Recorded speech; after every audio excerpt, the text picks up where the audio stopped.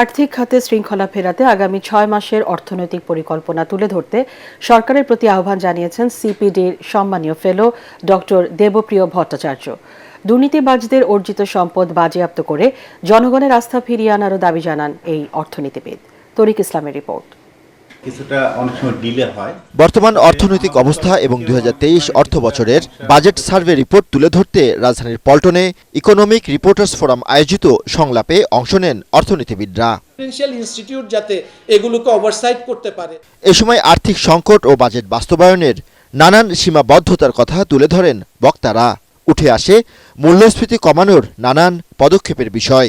Supply সাইডটাকে manage করাটা হচ্ছে অনেক বেশি কিন্তু কঠিন ডিমান্ড সাইডের তুলনায়। এটা কিন্তু আমরা এটা যদি না করতে পারি, সাপ্লাই সাইড ইমপ্রুভমেন্ট না হলে ইনফ্লেশনের প্রেশারটাকে আমরা কন্ট্রোল করতে পারবো না।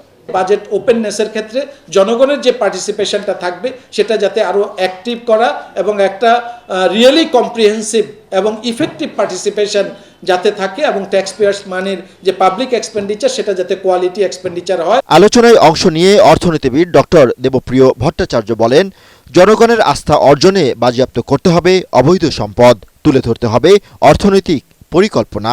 গত 6 মাসের একটি সামগ্রিক মূল্যায়নের ভিত্তিতে আমাদের একটি সেই অর্থে দলিল দরকার, যেটা আমাদের আগামী পরবর্তী 6 মাসকে এগিয়ে নিয়ে যাওয়ার ক্ষেত্রে দিক নির্দেশনা দেবে, বাজারকে এক ধরনের স্বস্তি দিবে এবং অবশ্যম্ভাবিতা সম্বন্ধে ধারণা দিবে এবং সেটাকে কেন্দ্র করে পরবর্তী বাজেটকে যাতে আমরা নিয়ে আলোচনা করতে পারি।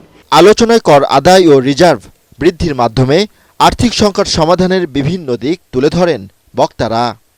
তরিক ইসলাম, এটিএন বাংলা, ঢাকা।